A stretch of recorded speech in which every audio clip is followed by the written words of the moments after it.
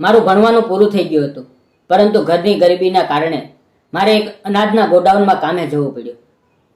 એક વખત મેનેજર સાહેબ પોતાનું ટિફિન ઘરે ભૂલી ગયા હતા અને સાહેબ પણ ઉઘરાણી માટે બહાર ગયા હતા.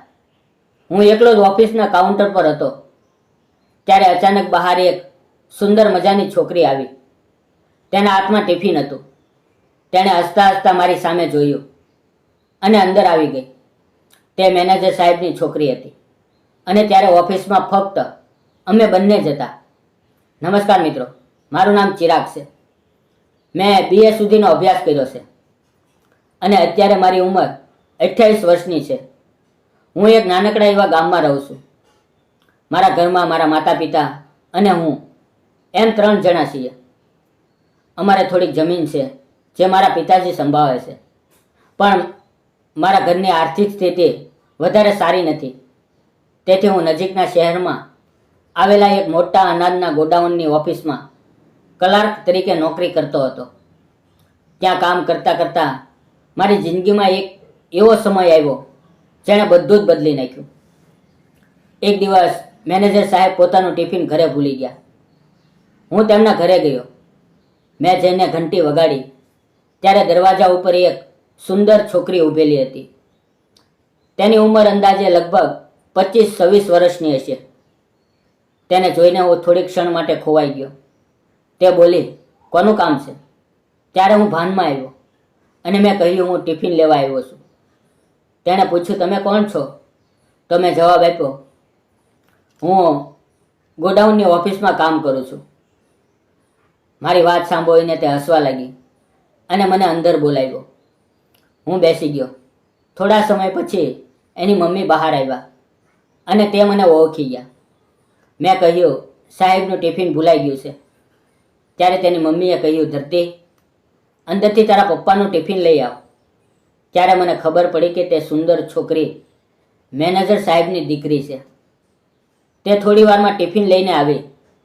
મેં ટિફિન લીધું અને મારી ગાડી લઈને ચાલતો થયો. મેં જ્યારે પાછો ફરીને જોયું તો ધરતી મને જોઈ રહી હતી. હું રસ્તામાં વિચારી રહ્યો હતો કે હું અહીંયા ઘણા દિવસથી કામ કરું છું, પણ મેં એને ક્યારેય કેમ નથી જોઈ. કદાચ તે બહાર ભણતી હશે કે નોકરી કરતી હશે.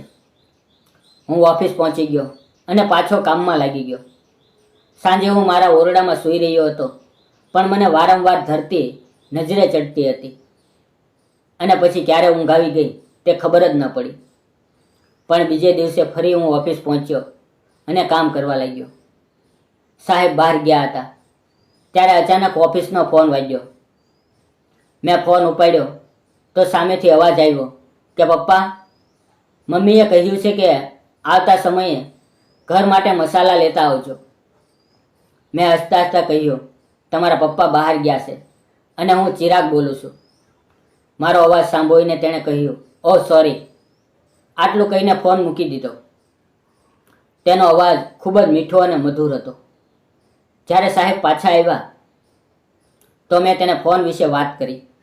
બીજે દિવસે ફરી સાહેબ મોટી ઉઘરાણી કરવા માટે બહાર ગામ ગયા હતા અને આજે પણ ટિફિન ભૂલી ગયા હતા. પણ આજે તેની દીકરી ધરતી ટિફિન દેવા ઓફિસે આવી.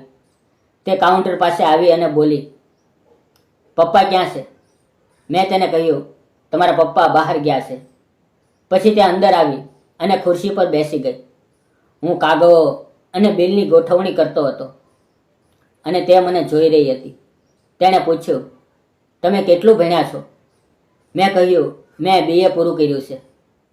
ત્યારે તેને થોડું આશ્ચર્ય થયું અને તેણે કહ્યું, BA કર્યા પછી પણ તમે અહીંયા સામાન્ય નોકરી કરો છો? મેં હસતા હસતા જવાબ આપ્યો, ઘરની પરિસ્થિતિને કારણે આગળ અભ્યાસ ન કરી શક્યો અને મારે નોકરી કરવી પડી. મેં ધરતીને પૂછ્યું, મેં તમને પહેલાં ક્યારેય કેમ નથી જોયા? શું તમે બહાર રહેતા હતા? ત્યારે તે બોલી, હા, હું મારા MBAના અભ્યાસ માટે બહાર સિટીમાં હતી. હવે અભ્યાસ પૂરો કરીને હું પાછી આવી ગઈ છું અને એક સારી કંપનીમાં જોબ શોધી રહી છું.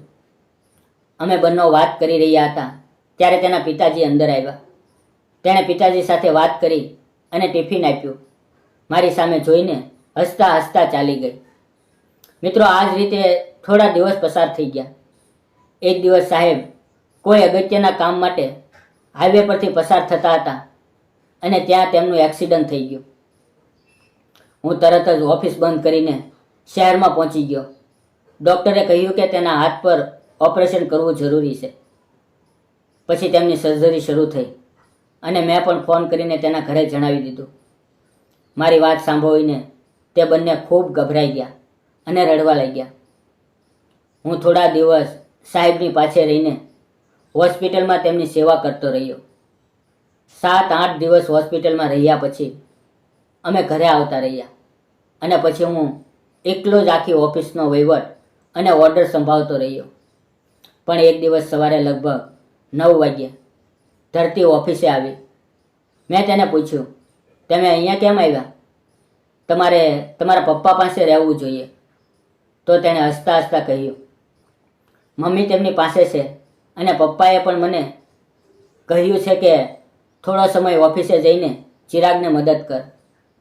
ધરતી સાથે કામ કરવું અને વાતો કરવી મને ખૂબ ગમતું હતું.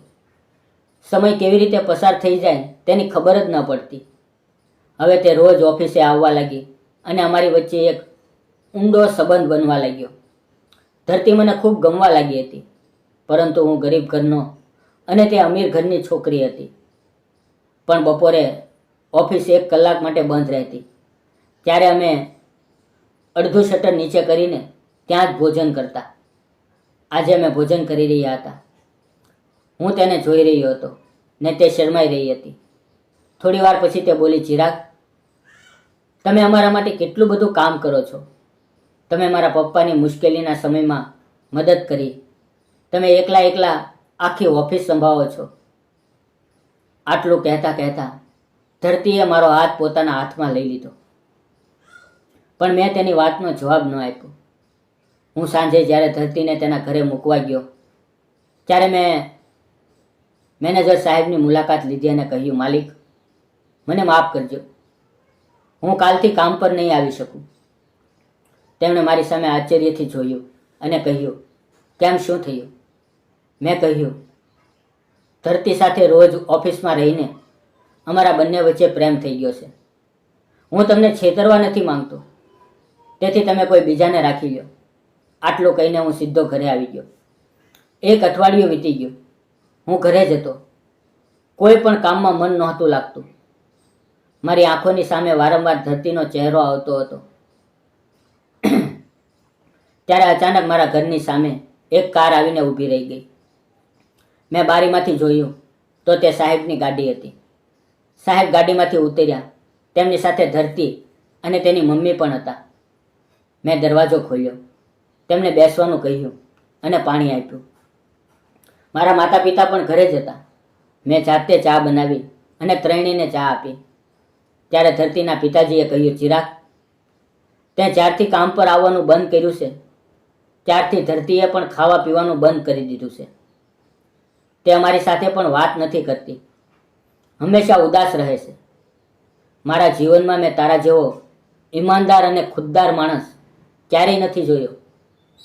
જ્યારે મારી ઉપર સંકટ આવ્યું ત્યારે તું સિટી સુધી આવ્યો, મારી મદદ કરી, દિવસ રાત મારી સાથે રહ્યો અને પછી તે આખી ઓફિસ પણ સંભાળી.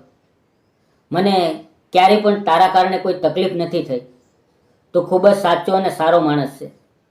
મારી દીકરીનું જીવન બરબાદ ન થાય એ માટે તે નોકરી પણ છોડી દીધી. કહેતા તેની આંખો ભીની થઈ ગઈ અને મારી આંખો પણ ભીની થઈ ગઈ. તેણે મને પૂછ્યું, શું તને મારી દીકરી ગમે છે? મેં હામાં માથું હલાવ્યું. ત્યારે માલિકે ધરતીનો હાથ પોતાના હાથમાં લીધો, મારો હાથ પકડ્યો અને બંનેના હાથ જોડાવી દીધા. ધરતી મારી તરફ જોઈ રહી હતી. તેની આંખોમાં પણ આંસુ હતા. સાહેબ બોલ્યા, આજથી ધરતી તારી છે. હું અને ધરતી બંને માતા પિતાના ચરણોમાં વંદન કરવા માટે ઝૂકી ગયા. તેણે અમને આશીર્વાદ આપ્યા અને માથા પર હાથ ફેરવ્યો. અને મિત્રો, થોડા દિવસમાં અમારા લગ્ન ધામધૂમથી થયા. બંને પરિવારો ખુશ હતા. મારા માતા પિતા પણ ખૂબ પ્રસન્ન હતા. લગ્ન પછી ધરતી મારા ઘરે આવી અને તે ખૂબ જ ખુશ રહેવા લાગી. હું ફરીથી સાહેબની ઓફિસમાં મોટો વહીવટ સંભાળવા લાગ્યો. હું અને ધરતી હવે ખુશીથી જીવન જીવી રહ્યા છીએ. મિત્રો, મને લાગે છે કે સાચો પ્રેમ ક્યારેય જાત પાત, પરિસ્થિતિ કે અમીરી ગરીબીને જોઈને થતો નથી. ચિરાગની ઈમાનદારી, તેની સેવા અને તેની નિષ્ઠાને ધરતીના પિતાજીએ ઓળખી અને પોતાની દીકરીનું ભવિષ્ય ધન દોલતની જગ્યાએ એક સારા માણસના હાથમાં સોંપવાનું યોગ્ય સમજ્યું. આ જ અસલી માનવતા છે. આજના સમયમાં લોકો પૈસા, હોદ્દો અને સમાજની રાહ જોઈને નિર્ણય કરે છે, પરંતુ અસલી અર્થ એ છે કે માણસ કેવો છે. પ્રેમ હંમેશા ઈમાનદારીથી કરો.